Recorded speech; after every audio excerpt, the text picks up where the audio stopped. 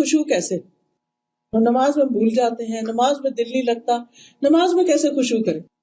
حضرت انس کہتے ہیں نبی صلی اللہ علیہ وسلم نے فرمایا اپنی نماز میں موت کو یاد کرو، کیونکہ جب انسان نماز میں موت یاد کرتا ہے تو ممکن ہے وہ اپنی نماز اچھی طرح پڑھنا شروع کر دے، اور اس آدمی کی طرح نماز پڑھو جو یہ سمجھتا ہے کہ یہ نماز اس کی آخری نماز ہے، اس کے بعد اس نے کوئی اور نماز نہیں پڑھنی.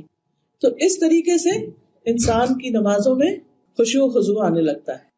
ایک آدمی نبی صلی اللہ علیہ وسلم کے پاس آیا، کہنے لگا اللہ کے رسول مجھے کچھ بتائیے اور مجھے کوئی مختصر سی نصیحت کر دیجیے.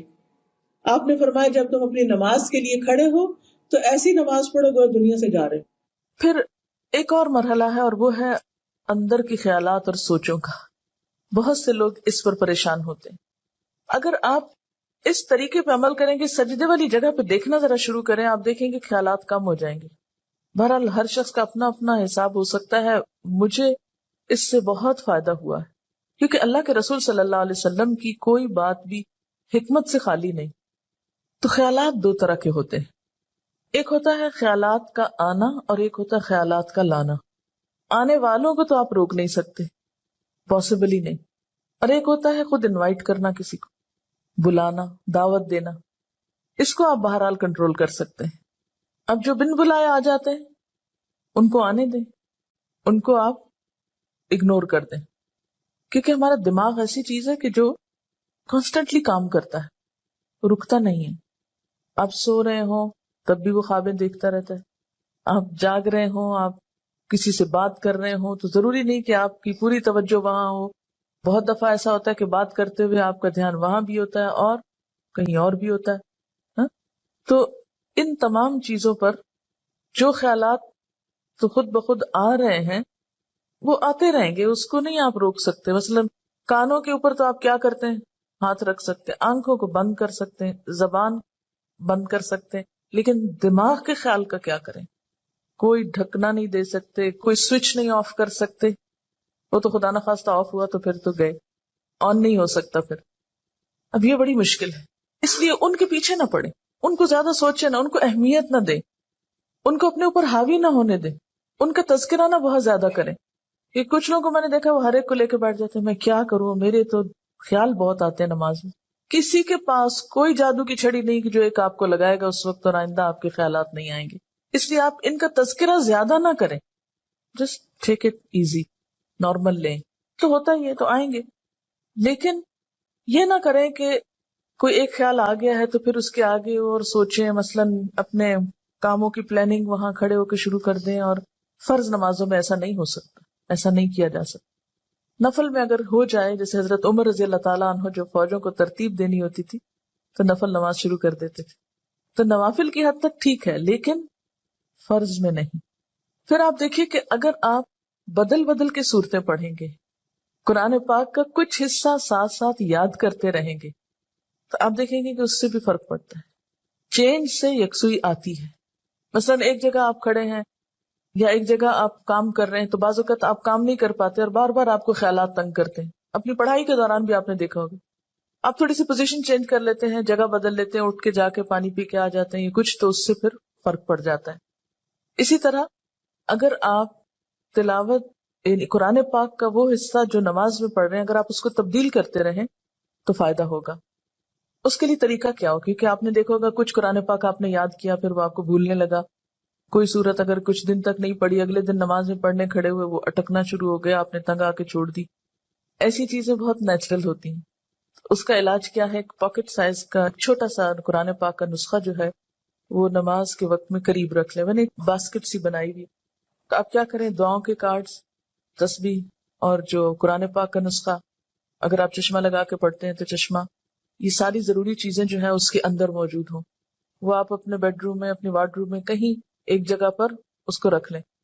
جو ہی نماز پڑھنے لگے جائے نماز بچھائی اور اٹھا کے وہ ٹوکری پاس رکھ لی. اچھا سنت پڑھ لی آپ نے، اب آپ نے ارادہ کیا کہ میں آج فلاں سورت پڑھوں گی اور آپ کو بھولی ہوئی ہے یا آپ سمجھتے ہیں کہ آپ کو یاد دہانی کی ضرورت ہے. کئی کئی جگہ ہوتے ہیں نا وہ شبے پڑ جاتے ہیں. تو آپ کیا کریں، شروع کرنے سے پہلے 1 سیکنڈ کے لیے ان جگہوں پر دیکھ لیں، اس کو پھر رکھ لیں، پھر آپ نماز پڑھیں. آپ انشاءاللہ وہ سورت بہتر طور پر پڑھ پائیں گے. جب آپ پڑھیں گے تو آپ دیکھیں گے کہ آپ کی واقعی نماز میں خوشی پیدا ہوگی، کیونکہ کچھ عملی تدابیر بھی ہوتی ہیں کہ یکسوئی والی جگہ ہو لیکن ساتھ ایسی چیزیں موجود ہوں. مثلا اگر آپ نوافل پڑھ رہے ہیں اور آپ تھک گئے ہیں بیچ میں، تو بجائے اس کے کہ اپنے اوپر زور زبردستی کر کے پھر کھڑے ہو جائیں، آپ بیچ میں تھوڑا بیٹھ بھی سکتے ہیں، یا یہ کہ سلام پھیر کر آپ دعاؤں کا کارڈ نکالیں، کچھ دعائیں پڑھ لیں، اس میں آپ ریلیکس بھی ہو جائیں گے اور ساتھ یہ ہے کہ دعائیں بھی مانگی جائیں گی اور اگلے 2 نفل جو ہیں وہ زیادہ یکسوئی کے ساتھ پڑھے جائیں گے. تو اس طرح کی کچھ عملی تدابیر جو ہیں وہ آپ کی نماز کو اچھا کر دیتی. اسی طرح اگر ماحول کو تھوڑا اور خوشگوار بنائیں، مثلا یہ کہ جائے نماز کے اوپر اگر آپ تھوڑا سا عطر لگا لیں، یا یہ کہ آپ اس کو جھاڑ پٹک کے رکھیں، کچھ عرصے بعد اس کو دھو لیں، صاف کر لیں، تو یہ جو پاکیزگی اور صفائی کے جو مرحلے ہیں نماز کے ساتھ، لباس کے علاوہ، جسم کے علاوہ، جگہ کی صفائی، اس سے بھی نماز میں خشوع آتا ہے. کیونکہ اگر آپ ایسی جگہ پہ نماز پڑھیں جو اسمیلی ہے یا جہاں گھٹن ہے یا جہاں کوئی آکسیجن نہیں ہے، تو اس سے بھی کیا ہوگا کہ آپ کو ایک دم جمائیاں آنے لگیں گی، آپ کو نیند آنے لگے گی، آپ کے اندر ایک بیزاری کی کیفیت ہوگی. تو کن چیزوں سے پھر بچنا ہے؟ مثلا نمبر 1 ہلنا نہیں، نمبر 2 مختلف سمتوں میں جھکنا نہیں. کیسے؟ یعنی یہ نہیں کہ کبھی دائیں ٹانگ پہ کھڑے ہو جائیں، کبھی بائیں ٹانگ پہ کھڑے ہو جائیں، یہ نہیں کرنا. ٹھیک ہے، اگر شروع میں آپ کو بہت لمبی نماز کی عادت نہیں تو مختصر پڑھنا شروع کریں، لیکن ہلے بغیر. کپڑوں کو بار بار سمیٹیں نہیں، نہ ان کو جھاڑیں. ایسا دوپٹہ یا ایسا لباس نہیں پہنے کہ جو بار بار گرے اور بار بار آپ اس کو سمیٹنے میں مصروف ہوں. پھر اسی طرح جائے نماز کو درست طریقے پہ بچھائیں. یہ نہیں کہ نماز کے بیچ میں ہی آپ اسے ٹھیک کرنا شروع کر دیں. ایسی جائے نماز پہ کھڑے مت ہو کہ جو ہر دفعہ میں اکٹھی ہو جائے اور ہر دفعہ میں آپ اس کو سیدھا کر رہے ہیں. جس چیز پر آپ نماز پڑھتے ہیں اس کو بھی درست کرنے کی ضرورت ہے، وہ بھی مددگار ہے. اسی لیے آپ صلی اللہ علیہ وسلم نے نماز کے وقت سامنے نقش و نگار اور جائے نمازوں کے اوپر نقش و نگار اور ان چیزوں کو ناپسند کیا ہے، کیونکہ یہ بھی نماز میں خلل انداز ہوتے ہیں. پھر اسی طرح تن کے بھی نہیں کھڑے ہونا چاہیے، یعنی بہت اکڑ کے نہیں کھڑے ہوں، بلکہ نارمل نیچرل ریلیکس طریقے سے کھڑے ہوں. پھر اسی طرح نماز میں جمائیاں لینا اور لیتے چلے جانا نہیں، ان کو کنٹرول کریں. اسی طرح جلدی جلدی کرنا، کیونکہ خشوع کیا ہے؟ سکون. اور سکون میں کیا ہے کہ آپ جب قیام کریں تو ہلنا بند کر دے، رکوع کریں تو اتنی دیر رکوع کریں کہ جسم ہلنا بند کر دے، رکوع سے جب اٹھیں تو کھڑے ہو کر دوبارہ اتنا کھڑے ہوں کم از کم کہ آپ کا جسم ہلنا بند کر دے. پھر جب آپ سجدے میں جائیں ٹک جائیں اور اس وقت سر اٹھائیں جب تسبیحات پوری ہو چکی ہوں اور ہلنا بھی ختم ہو چکا. یہ نہیں کہ آپ ایک کانسٹنٹ موومنٹ میں کھڑے ہوئے تو رکوع میں ہلتے ہلتے پھر کھڑے ہو گئے، پھر سجدے میں ابھی ہلنا بند نہیں تو پھر کھڑے ہو گئے اور پھر واپس پلٹ گئے. یہ ماری ماری نماز جو ہے جلدی کی، اس سے قطعاً خشوع نہیں آتا. خشوع کے لیے آپ کو ٹھہر ٹھہر کر آہستہ نماز پڑھنی ہوگی. مسئلہ پیش آنے پر، مسئلہ نماز میں خشوع نہیں، مسئلہ پیش آ گیا، مسئلہ پیش آنے پر مسئلے کو پہچانے، اس کے اسباب جانے، یعنی مسئلے کو آئیڈینٹیفائی کرے. پہلے یہ ہے مسئلہ، خشوع نہیں آ رہا، پہچانے وجوہات کیا ہیں، کیوں نہیں آ رہا. ایک وجہ کہ جگہ ٹھیک نہیں، 2 وجہ کہ قرآن یاد نہیں، 3 وجہ کہ آس پاس شور ہے، وغیرہ وغیرہ وجوہات معلوم کر لیں. اور ایک ان سب وجوہات سے بڑی وجہ کہ نماز پڑھنے کا ٹھیک طریقہ ہی نہیں آتا، الفاظ کی ادائیگی درست نہیں نماز کی، تو وہ ہر وقت ایک گلٹ ہے اندر، پتہ نہیں ٹھیک پڑھ رہی ہوں کہ نہیں، پتہ نہیں ٹھیک پڑھ رہی ہوں کہ نہیں. یہ جب تک یہ گلٹ رہے گی نماز میں خوشی نہیں آئے گی. اس گلٹ کو دور کریں. اگر آپ کو مثلاً اتحیات پڑھنا نہیں آتا، دروشی پڑھنا نہیں آتا، سیکھ لیں کسی سے، بالکل شرم محسوس نہیں کریں، جتنا جلدی ہو سیکھ لیں. کیونکہ اگر درست علم ہوگا تو آپ دیکھیں گے کہ اس سے بھی آپ کو سکون آ جائے گا. سارے مسائل کی وجوہات جانیں اور پھر ایک ایک کر کے وجہ کو دور کرنے کی کوشش کریں. اگر آپ سمجھتے ہیں کہ وجہ دور آپ سے خود نہیں ہو رہی تو کسی سے مشورہ کر لیں. اس مسئلے کا حل کیا ہو سکتا ہے، لیکن مسئلے کو سب سے پہلے آپ خود پہچانیں. کبھی یہ نہ کہا کریں بار بار مجھے نہیں پتا کہ یہ کیوں ہے. نہیں، کیوں نہیں پتا، پتا ہونا چاہیے. اللہ نے آپ کو عقل دی، سمجھ دی، جاننے کی کوشش کریں. اور پھر اس کے بعد یہ ہے کہ اس کا حل کریں، اور اس معاملے میں بے صبری نہ کریں. بہت سے مسائل کے حل میں وقت لگتا ہے، اس وقت کو اویل کریں اور صبر کے ساتھ آہستہ آہستہ آپ دیکھیں گے کہ انشاءاللہ وہ مسئلہ حل ہوتا جائے گا. اور سب سے بڑی بات یہ کہ پھر اللہ تعالیٰ سے خوب خوب دعا کریں کہ اللہ تعالیٰ تو میری نماز میں خشوع دے دے، مجھے نماز کا شوق دے دے، مجھے نماز کی محبت دے دے، نماز کو میری آنکھوں کی ٹھنڈک بنا دے.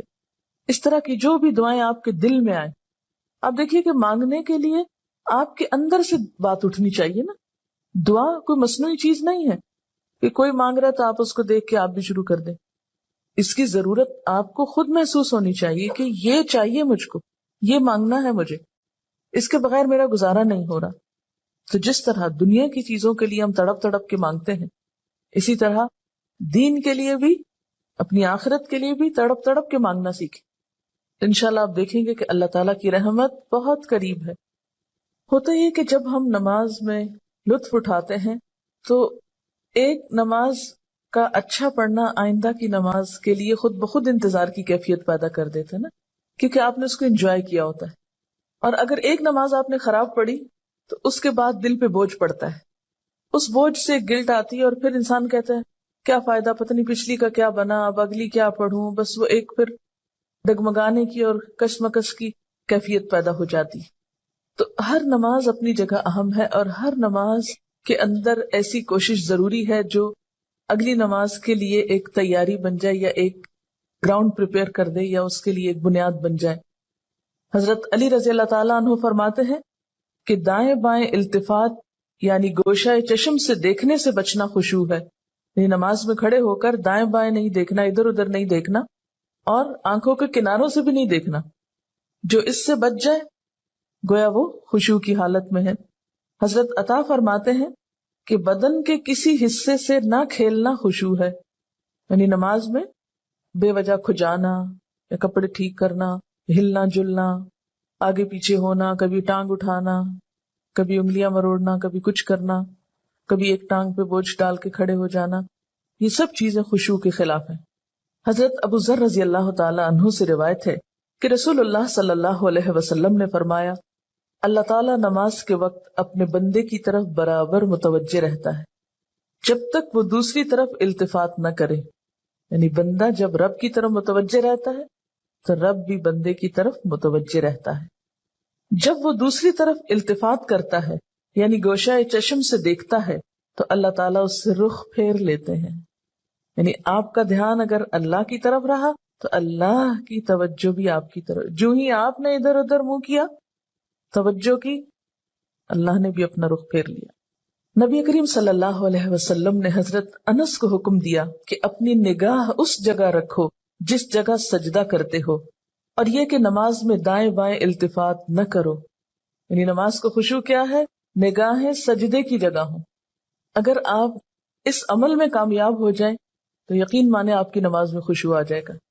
بہت سے لوگ یہ سمجھتے ہیں کہ شاید آنکھیں بند کر کے نماز پڑھنے سے زیادہ خشوع آتا ہے، جو کہ غلط فہمی ہے. ایسا کرنا پسندیدہ بھی نہیں. لگتا بہت آسان ہے کہ کچھ چیز نظر نہ آئے تو ہمارا دھیان زیادہ اللہ کی طرف ہو جائے گا، لیکن آج آپ نماز میں تجربہ کر کے دیکھیں، جو لوگ آنکھیں بند کر کے پڑھتے ہیں وہ آنکھیں کھول کر سجدے کی جگہ دیکھنا شروع کریں. اس میں یہ ہوتا ہے نا کہ جب ہم بچپن سے ایک طریقے پہ نماز پڑھ رہے ہیں، کبھی کسی نے ہمیں ٹوکا نہیں، کیونکہ ہم سب سے زیادہ مائنڈ اس وقت کرتے ہیں جب کوئی ہماری نماز کی اصلاح کرنا چاہے. عام طور پر اگر آپ لوگوں کو کسی بھی چیز سے روکیں تو وہ اتنا نہیں برا مناتے، لیکن اگر نماز کے بارے میں تھوڑی سی بات بھی کر دے تو ہائپر سینسٹیو ہوتے ہیں.